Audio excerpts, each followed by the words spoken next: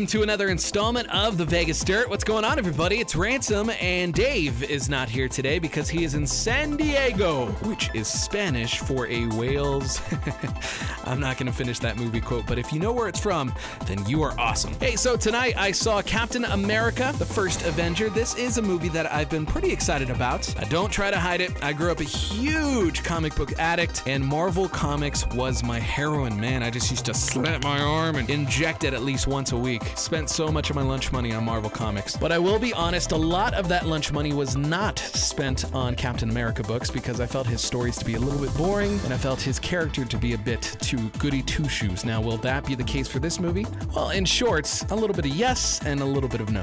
Captain America, the First Avenger stars Chris Evans as Steve Rogers, a scrawny kid out of Brooklyn who just does not like bullies. In fact, he never backs down from a fight. Now, this is an origin story, and it's really cool to see the effects that they use to make Chris Evans look incredibly scrawny. And to be completely honest, when Steve Rogers was skinny and scrawny and weak, it was actually my favorite part of the movie because you got to see this guy's character as a man, and you truly understood why they chose him for the Captain America project. Now, the movie does take place during World War II in the 1940s, and immediately after Steve Rogers is given his powers, there's this really cool scene where he is chasing a Nazi on foot. And I like the scene because, you know, he's coming into terms with his new body, and there's a part where he's turning a corner and he catches a reflection of himself, and he totally loses control, flies through the glass.